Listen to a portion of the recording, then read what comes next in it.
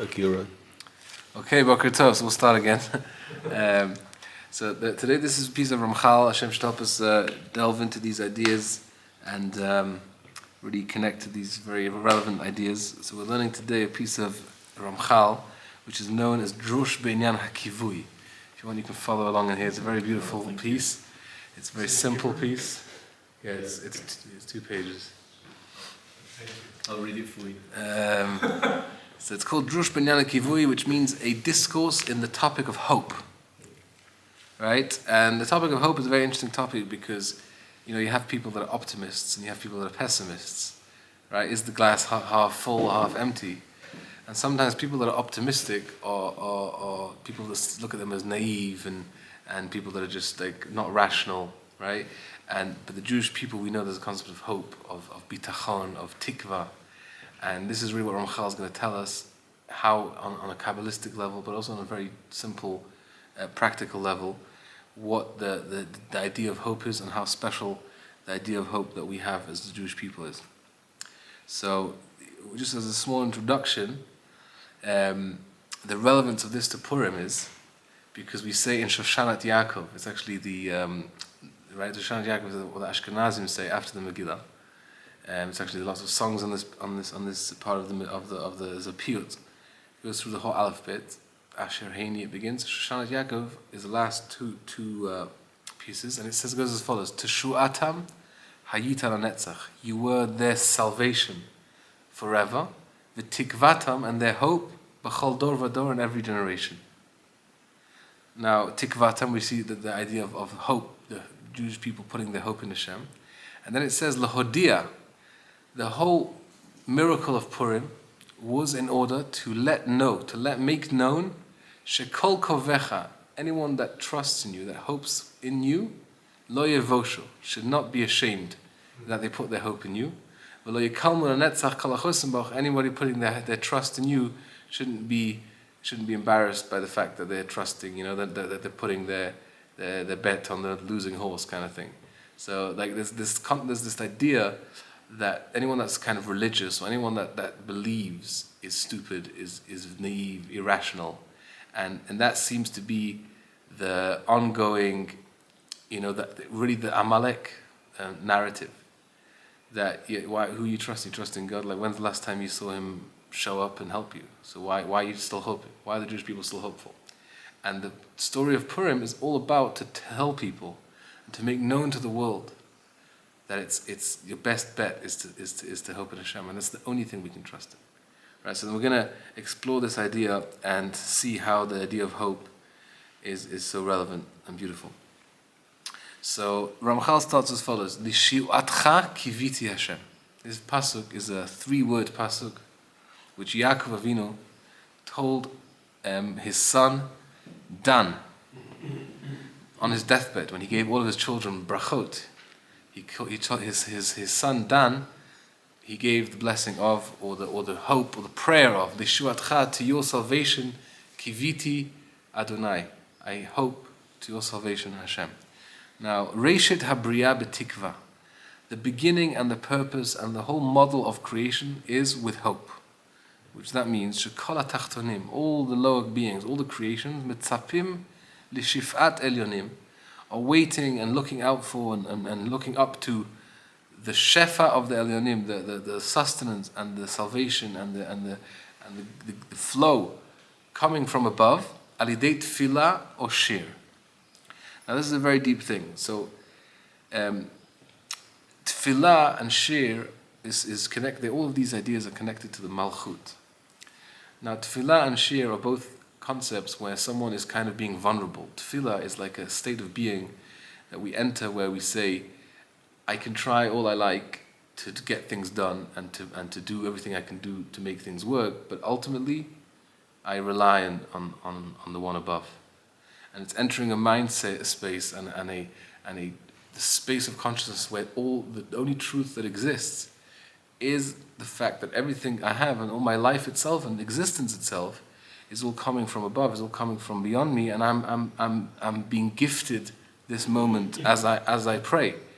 Right? So this and music is also a similar but slightly different experience where we kind of go out of ourselves and kind of go into like a longing or a transcendent space of being, where we're kind of getting into the flow of existence without being self-aware or without being trying to make things happen. So this is really the idea of tefillah being the actual tool or the actual method of bringing down what we need. So when we say, like, what are you praying for? Does prayer even help? We're saying, no, nothing even comes to being without the concept of prayer. Nothing even comes to exist without the recipient, without the creations acknowledging that they're receiving. So this is going to be developed now by Ramchal, and we're going to see how beautiful this is, because Purim is very connected both to prayer and to music and to shir, because the Megillah, the Gemara in Megillah says, where did the rabbis get the concept of Purim, of making the Megillah being something that we read? Where did they see this precedent to this in the Torah? So the Gemara says the precedent they saw was at Yetziat Mitzrayim, when the Jews were taken out of slavery into freedom, and they said, if from just slavery into freedom we sang, so too from being destined to be exterminated to being given life, we should definitely sing. And the Megillah is that song. It's that song of celebrating and singing the salvation and victory of being given a new lease of life. And Rashi there explains what is the song that we were referring to at the Exodus of Egypt. We're talking about the song that was sung at the Yam Suf, Shirat HaYam. Others say in the Mefarshim, I think the Marsha, it says talking about Hallel. Hallel is also made on Mitzrayim, on Mitzrayim. So either Shir or Hallel, very similar ideas. The Megillah is celebrating and acknowledging the fact that we were given something and that this is a miracle that we couldn't have done on our own, and we were saved by the one above. And the very interesting thing is, though, that the Megillah, in a certain sense, is also a prayer. Because this is a very interesting thing that I noticed a few years ago, where the Gemara says that we need to read the Megillah twice. We read the Megillah by day and by night. The original Megillah reading is only by day. The main Megillah reading is the day one. But we want to read the Megillah twice. Therefore, we read it at night as well. So the Gemara brings two verses that we see, where we see this is alluded to, that we should read the Megillah twice. One verse says, Elokai ekra yomam velo taneh. I call out to you, my God, and you do not answer. V'layla, and I reach out to you at night as well. Velo dumi ali, and you don't make me silent by answering. So that's one verse, which is referring to prayer. Rashi says that they were praying before they were saved. And then there's another verse that says, Lemani zamercha chavod. We say this in Shacharit every day. Lemani zamercha chavod. My soul, my kavod should sing to you. V'lo yidam, and it should also not be silent. Hashem Elokai olam adeka. I'll keep praising you. I'll keep thanking you. So we see again the concept of singing twice. So we see in the Gemara that there's two angles to the Megillah. On one hand, it's a song, and on the other hand, it's also remembering the prayer. And this is something I saw actually a couple of days ago in the Levush. Levush talks about Tanit Esther. He says, Tanit Esther, why do we fast before Purim? Because he says that the Jews, when before the salvation came, they prayed and they fasted. So he says, we can't just take the good without taking the bad. To celebrate Purim, we've got to also fast and pray to get to the actual celebration. So it seems that Purim is both prayer and festival. And we know obviously that Purim is a special day of prayer. It says that everything we pray for in Purim has special powers to be answered. And so we see this is the same idea of the Jewish people celebrating the idea of being saved, but also being aware that we still need to pray. We're not fully redeemed, and we know that we only got to this salvation through prayer. And there's also a very interesting thing that someone told me yesterday, that in the piyut that Ashkenazim say on Shabbat Zachor, very long yotzrot they say that Ashkenazim say before Kedusha in Shacharit prayers on Shabbat. There, the Rabbi Lazar HaKalir says, he basically takes the whole idea of Zachor, which Hashem's telling us to remember, what Amalek did, and he basically turns it on its head, And he makes it into a prayer where we tell Hashem, why are you forgetting us? What about you remembering us? What about you remembering Jerusalem? So we was taking this idea of Zachor becoming a prayer. So we see this theme of the Zachor of Purim. The Megillah is called in the Megillah. It refers to reading the Megillah as remembering. Niskarim v'na'asin. Purim has an aspect of remembrance, which is reading the Megillah, and it has an aspect of doing, which is the festivities and the Mishloach Manot. So again, with this idea of Purim, the theme of Purim being prayer. Now we're going to see how this connects to the idea of hope and the idea that the Ramchal is telling us here. So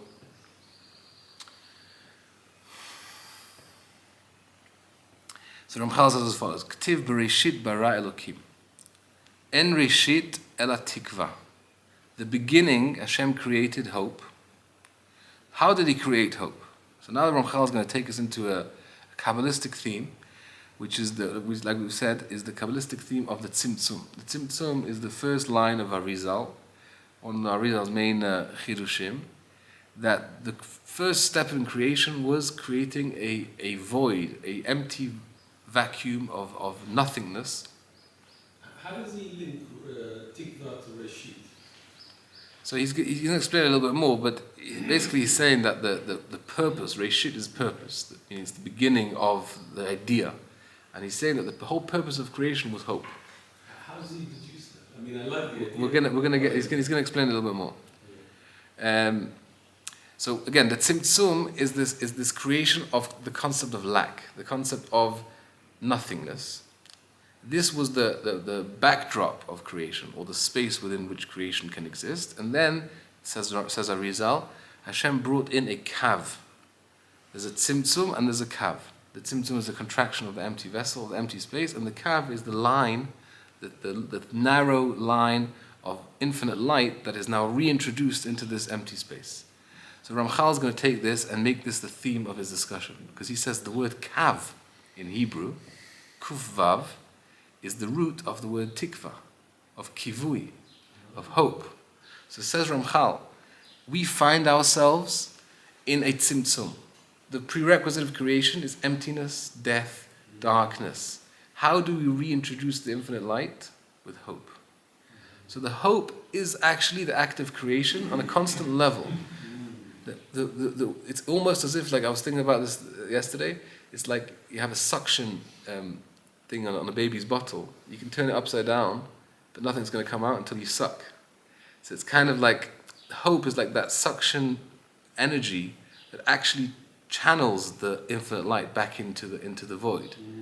And that's, which is why this is really the theme of being partners in creation, where we find ourselves, we begin our story on a daily level, on a macro level, on a generational level in the tzimtzum, and we are called to the job to now introduce infinite light, introduce hope. Okay? So let's see the words of Ramchal. Ein ha-tzimtzum asui. The whole point of the tzimtzum was only ki'im litzpot sheyichnos bo kav en sof baruch hu. The purpose of removing the light was so that there should be a waiting, a hope, a desire for reintroduction of the light. V'zeh kav, this word kav is lashon kivui v'tshuka, desire and hope. Now, bo urei, look at this theme of creation. Kol habriot, all of the creatures, nivru belo shlemut. Everything in this world starts off with imperfection, starts off with lack of perfection. Shene'emar, asher bara Elokim la'asot. Hashem created the concept of Elokim. Elokim is always lacking. Elokim is not avaya. It's lacking. La'asot. Why did Hashem create Elokim? La'asot, so that we have something to do. We have the action, we have the ability to bring forward the completion from our end. Sheyei asu. Is a reflection of us, our Right, that's the Kabbalistic understanding of this verse. Yeah, Shabar Elokim, he created the concept of la'asot. Creation creates the ability to do. Otherwise, there's nothing to do. Sheyei asu achar kach. That the creatures should now have the ability to do behamshacham. So what are we doing? Behamshacham hashefa l'shleimutam. When we bring forth the shefa, the flow of perfection, of infinite light to perfect the world and perfect the world ourselves, or as the hashtag goes, make the world a better place. So how do we do this?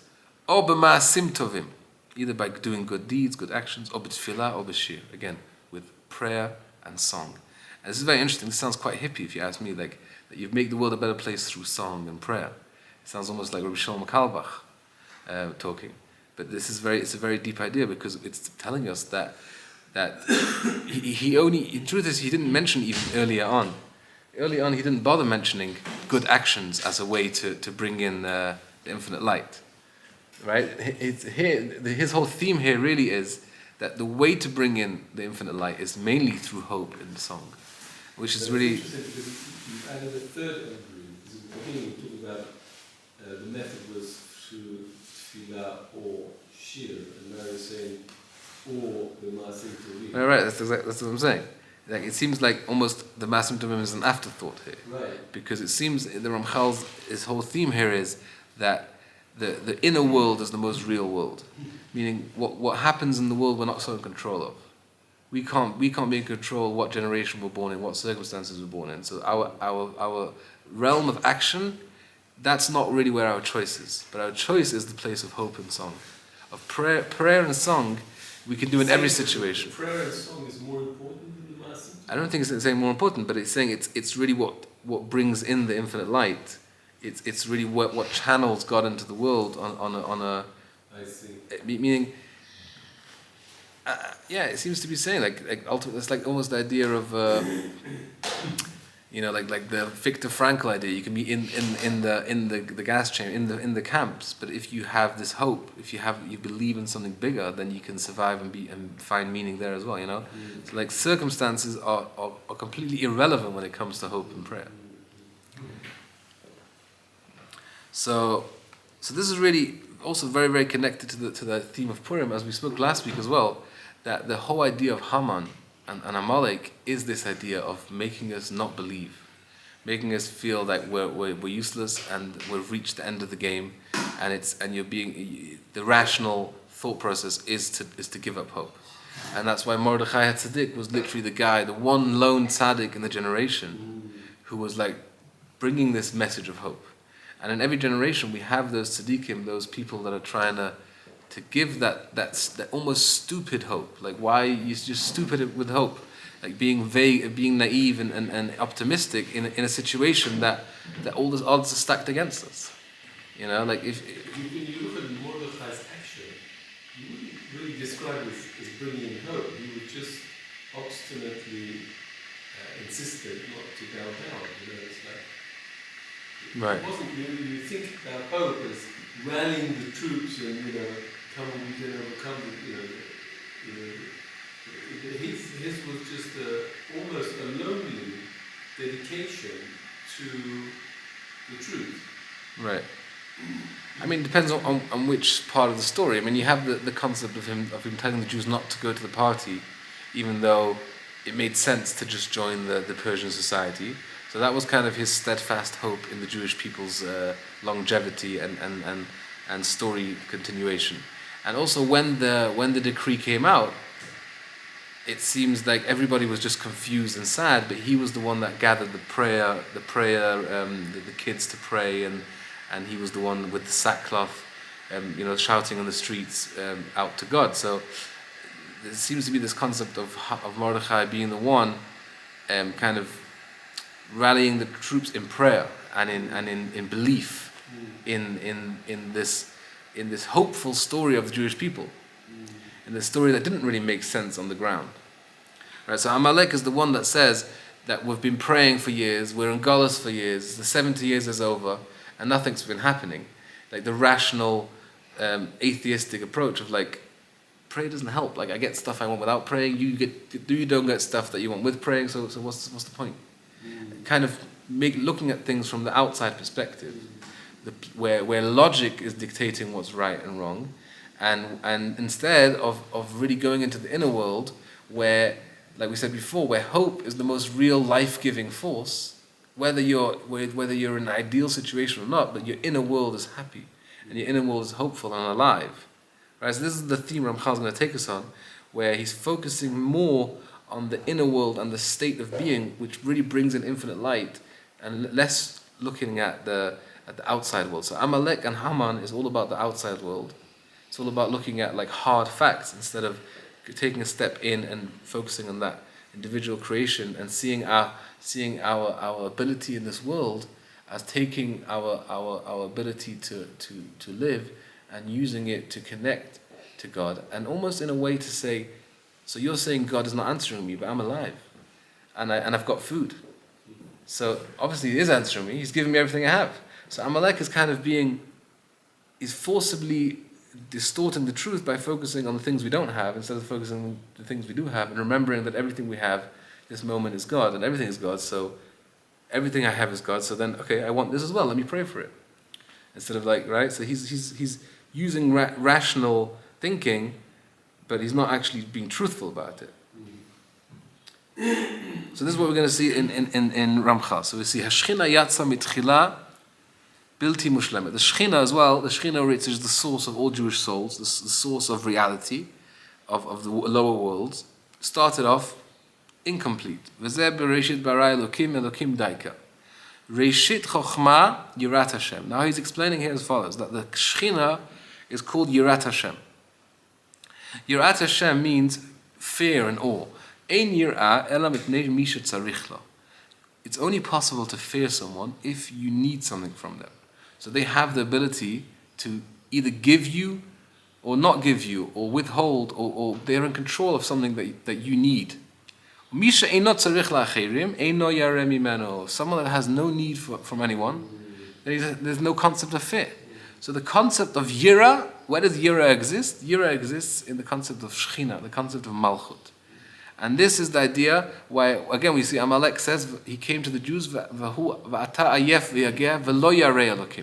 we fell in this concept of yira of God, of realizing that we need to receive everything from God, and that we need to be in awe of God's ability to give us and connect to that through prayer. So, Reishit Chachmat HaMatzil Hu Lasot HaYira. The beginning, this is what we said before, why is Reishit? Why is the beginning hope? Because this was the beginning, the plan of the creator, of the emanator all along, is to create the concept of lack, which is Yira, Shehu HaTikva Le'onim, to create this ability to hope. V'zehu Hashem HaElokim Mamash, Ki HaKol Echad. So here what we're saying, a very deep idea. When we say Hashem Hu Elokim, really we're saying that all the circumstances that we go through, which are creating situations which are less than desirable, which are lacking, are all really in order to get us to hope and to have something to desire from God. So therefore, the lack is really just a way to be in touch with the infinite. So that's why Hashem Hu Elokim, because our way of being connected to Havaya is to have Elokim, which is a lack, and therefore need to hope and desire and pray for the oneness, and then that's how we're in touch with it. And then he brings the prime example for this, which Chazal say, had the Sha'im Amdu Petach HaKarka. Hashem said the grass should grow, but it didn't actually grow all the way. It stayed right at the top of the edge of the earth. And here we see this concept that nothing comes forth, no shefa, no abundance, no sustenance comes into the world without a person that is aware of his role as a receiver, to be acknowledged that, and to pray and to enter the mindset where we fully acknowledge and annul ourselves to this truth, and that's what brings forth the sustenance. So he says now he follows. Alavana mekabelet min hashemesh. The moon receives from the sun. Emet me'eretz tismach v'tzedek mishamayim nishkaf. This pasuk means, he's going to explain the pasuk now. He says as follows: Shashefa nishkaf milamala. The shefa, there's the flow waiting to come down. Umamtin letikva shetitzmach milamata min haaretz. So the shefa is literally waiting. It's like we said about the bottle. It's waiting for someone to suck it. It's waiting for someone to just ask for it, to open its mouth from the bottom, and really this is telling us that every lack is not real. The lack is only to create a situation to fill it, and this is really where it's rational to be hopeful. Why? Because what is more real, the lack or the fulfilling of the lack? If the lack is only there in order to be filled, then the lack isn't real. The lack is just a means to get to filledness. So if the Amalek is focusing on the lack, he's making the lack the most real thing. So he's being glass half empty. But what we're saying is, it's not half empty, it's not half full. There is no emptiness. The whole emptiness is in order to create a possibility to desire the infinite light and to bring it forward. And therefore, if we're looking from a deeper place, then Amalek is sheker. He's blowing up. He's focusing on something that he's making an end out of a means, and he's telling us to look at half the picture. And this is literally distorting the whole version of reality. And this is what we spoke about last time, where Amalek is really the concept of the orla, of the foreskin, which the foreskin is literally his whole point is to block the shefa. It's to create concealment and not to focus on the fact that we're receiving, and kind of almost live off of a non-awareness way of receiving, of to kind of like leech off of life without wanting to be aware that I'm receiving, and that's the malchut of Amalek, malchut of Haman, that doesn't want to believe in prayer, doesn't want to believe in hope. So I want to skip now because we don't have so much time. I want to skip to a few beautiful lines from the Ramchal. So I'm going to go to the bottom of the first page. Hamekaveh, one who hopes. Tamid besimcha belitzar. One who hopes is always happy, never has any pain. Why? Ki hamitztaer tamid hu biagon v'anacha. Someone who is in pain, is always anxious. He's always feeling anxiety and feeling the lack. V'choshev she'ein lo trufa. He believes there's no remedy. He believes he's a gloomy person. He's got a negative outlook on reality. He sees a war coming. He doesn't believe that he's probably going to survive, and obviously we're going to win, and obviously Mashiach's coming, and this is all part of a beautiful journey towards something bigger and better.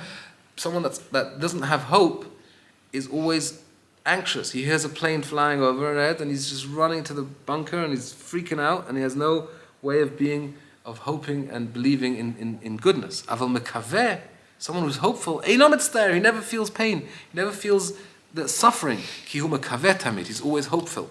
Va'afilu im yitmameh, even if the salvation takes a while to come. Mechakeh.